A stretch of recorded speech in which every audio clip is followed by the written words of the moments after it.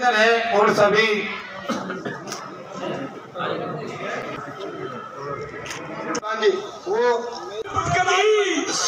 शानदार प्रस्तुति पे नित्यानंद जी हरिद्वार, साधुराम जाखड़ मंदिर संचालक गाँव मदन रेडी गाँव माजरा। क्या कहना चाहिए, क्या संदेश देना चाहिए? देखिए, इस इलाके के ग्रामीण क्षेत्र में ये रामनिवास जी और इसके साथियों ने दूर दराज शहर से दूर दराज क्षेत्र में एक स्कूल का निर्माण किया है। पहला साल है। मुझे लगता है क्योंकि इनका जो पुराना इतिहास रहा है बच्चों की शिक्षा के बारे में, खासकर जींद ज़िले में और जींद शहर में, मैं उम्मीद यही करता हूं कि यहाँ से निकलने वाला हर बच्चा इस देश को मजबूत करने में उसका बड़ा योगदान रहेगा। और एजुकेशन मात्र एक ऐसा साधन है जिसके माध्यम से हम समाज की सभी बुराइयों को दूर कर सकते हैं। उदाहरण के तौर पर बढ़ती जनसंख्या को भी अगर कंट्रोल करोगे तो शिक्षा और शिक्षित परिवार ही छोटा परिवार मजबूत परिवार बनाता है। और वो मजबूत परिवार का बच्चा जहाँ अपने परिवार को मजबूत करेगा वहाँ प्रदेश और देश को भी मजबूती देगा।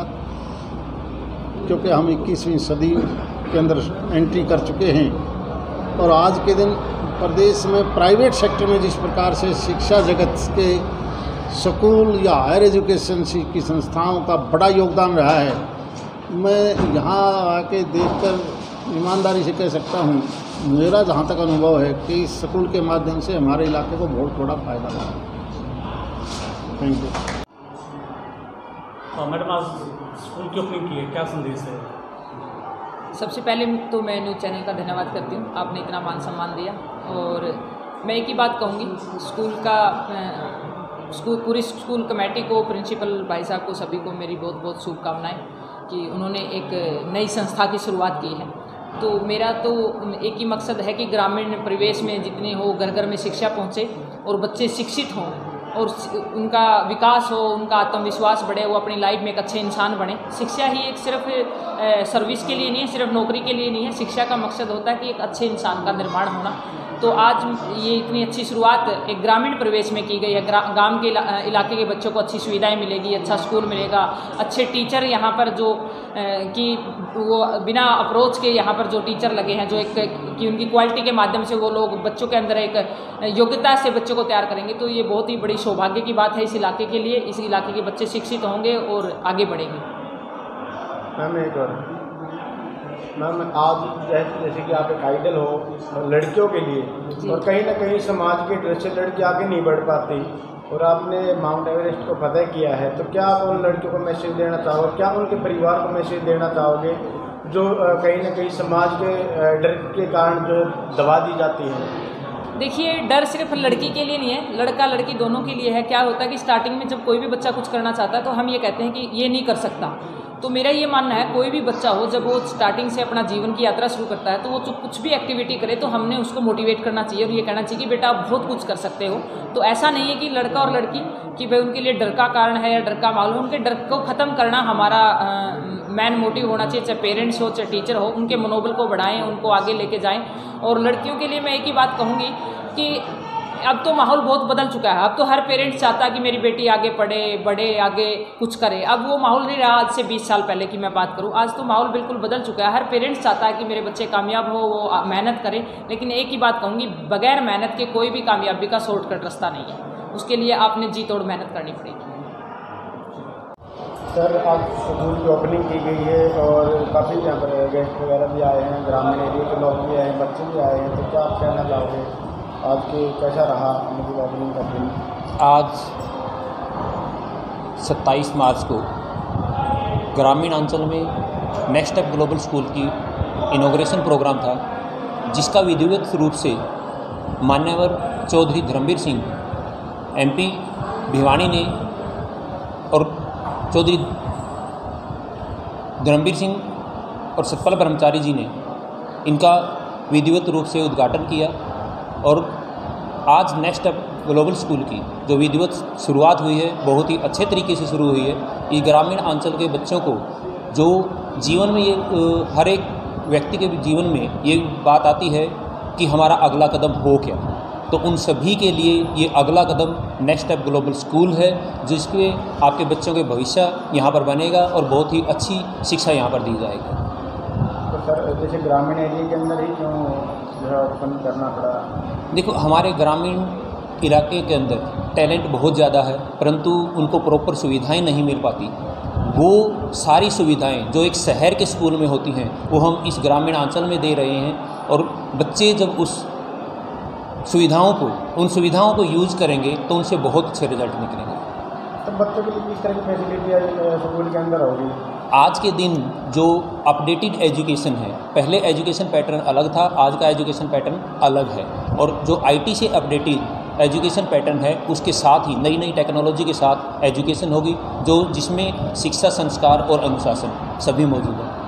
तो सर स्पोर्ट्स के लिए भी कुछ जो फैसिलिटी होगी बच्चों के लिए, क्योंकि ये शारीरिक जी हाँ, देखो ये जो एरिया पड़ता है वो बिल्कुल जींद शहर से भी उतना ही दूर है, भिवानी शहर से भी उतना ही दूर है, रोहतक शहर से भी उतना ही दूर है, और हिसार शहर से भी दूर है, इतना ही दूर है। और यहाँ के जो बच्चे हैं उनमें बहुत ज़्यादा स्पोर्ट्स में भी काफ़ी टैलेंट है, इसलिए हमने इस बीच कैंपस में जो शुरुआत की है उसमें स्पोर्ट्स के भी बहुत अच्छी फैसिलिटी हैं, जिसमें हम इंडोर स्टेडियम बनाएंगे।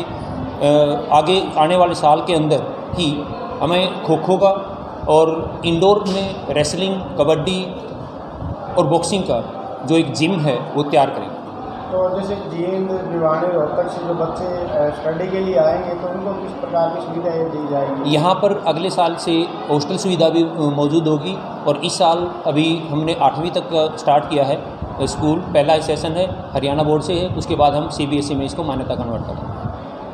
तो बच्चों को क्या संदेश देना चाहोगे? मैं इस इलाके के सभी बच्चों को यही संदेश देना चाहता हूं कि एक बार हमें आप मौका दें। हमको उन बच्चों को और अभिभावकों से भी यही अनुरोध करता हूं कि उनके बच्चों को हमें तराशने का मौका दें। उनके अंदर जो भी छिपा हुआ टैलेंट है वो हम सर्च करके उनको ज़रूर दिखाएंगे और उन बच्चों को कामयाब बनाएंगे। कोरोना वायरस की वजह से एजुकेशन सिस्टम काफ़ी डाउन हो चुका है। जी, तो उस पर क्या स्टेप रहेगा? देखो, ये हम सभी जानते हैं कि जब हम पीछे पढ़ते थे और जून की छुट्टियां 1 महीने के लिए होती थी, उसके बाद जब बच्चे स्कूल के अंदर आते थे तो वो बच्चे बिल्कुल वाश आउट होके आते थे, उनके अंदर कुछ भी नॉलेज नहीं होती थी। और अब तो लगभग कोरोना के कारण लगभग 2 साल हुए हैं जिसमें बच्चों के अंदर जो वो कंटिन्यूटी थी एजुकेशन की, जो पढ़ने की एक कंटिन्यूटी, वो बिल्कुल डिस्टर्ब है। वो भी हमारे लिए चैलेंज है और हम बच्चों को सही रास्ते पे प्रॉपर वे से उन सभी सुविधाओं का यूज़ करके वापस उसी ट्रैक पर उन बच्चों को लेके आएंगे। तो टेक्नोलॉजी में किस तरह की सुविधा बच्चों को दी जाएगी? जैसे IT से अपडेटेड जो हमने ऑनलाइन और ऑफलाइन का दोनों सिस्टम रखा है, इस सिचुएशन को देखते हुए वो सभी टेक्नोलॉजी जो एजुकेशन के अंदर जितनी भी अपडेटेड टेक्नोलॉजी वो सारी यूज़ करके बच्चों को एजुकेशन दी जाएगी। नाम of education institution next step global school, Madanheri, Hisar. क्या खास विशेषता रही किस तरीके के कार्यक्रम आयोजन किए? सर, सबसे पहले तो मैं आपका नेक्स्ट स्टेप ग्लोबल स्कूल पर पहुंचने के उद्घाटन समारोह में पहुंचने पर बहुत बहुत बधाई देता हूं। और आज का जो प्रोग्राम रहा वो बहुत ही सफल रहा। उसके अंदर सभी हमारे मौजूद अतिथिगण पहुंचे। चौधरी धर्मवीर सिंह जो हमारे MP मेंबर ऑफ पार्लियामेंट हैं भिवानी मैदरगढ़ से, आज उनका आगमन हुआ। सतपाल ब्रह्मचारी जी जो हरिद्वार से म्यूनिसिपल कॉर्पोरेशन के एक्स चेयरमैन रह चुके हैं, उनका आगमन हुआ। Anita one of the best mountaineer Anita Kundu ji, आज वो हमारे इंस्टीट्यूट के अंदर पधारे। और उसके साथ साथ additional director of cultural events Mahavir Guddu ji, वो भी हमारे स्कूल के अंदर as a guest of honour आए। सभी ने अच्छे अच्छे भाषण दिए, लोगों को मोटिवेट किया। अपने जो स्कूल का विज़न है कि हमें 21st सेंचुरी के लिए बहुत अच्छे लीडर्स को प्रिपेयर करना है और उसके अंदर हम क्या क्या चीज़ें नहीं कर सकते हैं, उस सब के बारे में हमने बताया। हमारे चेयरमैन सर श्री रामनिवास दुहन जी ने भी बहुत अच्छे से विस्तार से बताया कि कैसे हम एक बच्चे का सर्वांगीण विकास कर सकते हैं। और चेयरमैन श्री रामनिवास जी का 21 वर्षों का अनुभव उन्होंने इस तरीके से व्यक्त किया कि सभी जो लोग हैं वो गदगद हो उठे। इसी तरीके से हमने भी हर तरीके से बच्चे के सर्वांगीण विकास के लिए हर तरीके से परियोजनाओं या जो जो चीज़ें हम लागू करने जा रहे हैं, बच्चों के अंदर कैसे कैसे संस्कार हम उत्पन्न कर सकते हैं और किस तरीके से हम उनका हर तरीके से आर्थिक व सामाजिक आधार पर हम उनका कैसे विकास कर सकते हैं। और ये स्कूल के अंदर जो नेक्स्ट स्टेप ग्लोबल स्कूल है, इस स्कूल के अंदर इसको जो नाम रखने की जो एक धारणा थी, उसके पीछे ये थी कि हम सबसे ट्रेडिशनल स्कूलिंग से कुछ अलग करना चाहते हैं। जो ट्रेडिशनल स्कूल्स के अंदर जो चीज़ें सिर्फ एक सिलेबस सेंटर्ड होता है, उससे ना होकर हम बहुत सारी चीज़ें अलग करने जा रहे हैं। इसके अकॉर्डिंग हर पेरेंट्स को सुबह सुबह उनके पास मैसेजेस के द्वारा और भी प्लानर्स के द्वारा, यहाँ तक कि बच्चा स्कूल में होगा, पेरेंट्स को ये पता होगा कि आज बच्चा स्कूल गया है तो मैथ्स के सब्जेक्ट के अंदर ये टॉपिक पढ़ के आएगा, उसके अंदर ये होमवर्क उसको दिया जाएगा। स्कूल की अकाउंटेबिलिटी जो है उसके ऊपर भी बहुत विस्तार से चर्चा की और बहुत सारी चीज़ों के बारे में जो नई इम्प्लीमेंट होंगी। और we are going to totally serve the nation and civilisations. We have to maintain our decorum just to give the quality education. Sir, ग्रामीण एरिया के अंदर ही क्यों खोलना पड़ा स्कूल? बच्चे शहरों के अंदर जाते हैं, अच्छी पर्सनैलिटी होती है, तो यहाँ क्या रीज़न रहा? सर, ये इसके पीछे 2 रीज़न थे। पहला तो मैं खुद ग्रामीण क्षेत्र से बिलोंग करता हूँ और जो सुविधाएं हमें टाइम पर ना मिल पाई, हम चाहते हैं कि आने वाली जो जनरेशन है उसको कंप्लीट जो फैसिलिटीज़ हैं वो हम प्रोवाइड करें। और उसके बिहाफ पर सेकंड क्या है कि अर्बन एरिया के अंदर तो हर तरीके से चीज़ों की फैसिलिटीज़ बच्चों को मिलती है, लेकिन अगर ग्रामीण एरिया की बात करें तो एक कन्फाइंड एरिया है, एक लिमिटेड है, रिसोर्सेज लिमिटेड हैं। यहाँ स्कूल खोलने का सबसे अच्छा पर्पज़ ये है कि उन बच्चों को जिनके अंदर बहुत सारा हिडन टैलेंट है, हम उसको बाहर लेके आएँ और हर तरीके से बाय डिफरेंट एक्टिविटीज़ हम बच्चों को बहुत कुछ सिखाएं। तो खासकर उनका जो चरित्र है, उनका करैक्टर है, उसकी डेवलपमेंट के लिए हम आगे से अग्रसर रहें। सर, गरीब परिवार के बच्चे जो अक्सर जो प्राइवेट स्कूलों को फीस नहीं दे पाते, दिहाड़ी मजदूरी करना, उनकी किस तरह से जो है यहाँ व्यवस्था की गई है बच्चों को एजुकेटेड करने के लिए? सर, हम एक नया कॉन्सेप्ट लेके आए हैं। हम बिगनिंग के अंदर किसी को भी उसकी आर्थिक मदद करके विकलांग नहीं बनाना चाहते। हम चाहते हैं कि सभी जो बच्चे हैं वो उनके पेरेंट्स अपनी जिम्मेवारी लें और उनकी जिम्मेवारी के ऊपर अगर वो बच्चा 1 साल हमारे पास पढ़ता है और वो बच्चा टॉप करता है तो हम उस बच्चे को 100% स्कॉलरशिप देने के लिए भी तैयार हैं। लेकिन ये जिम्मेवारी सिर्फ़ और सिर्फ बच्चे की आर्थिक स्थिति के आधार पर नहीं, बल्कि उसके इंटेलेक्चुअल के आधार पर हम उस बच्चे को देंगे। सर, क्या नाम है? मेरा नाम सत्यदेव है और मैं यहाँ नेक्स्ट स्टेप स्कूल में प्रिंसिपल हूँ। उस वक्त इनको समृद्धि चिन्ह देकर इनका सम्मान किया जाएगा। हाँ जी।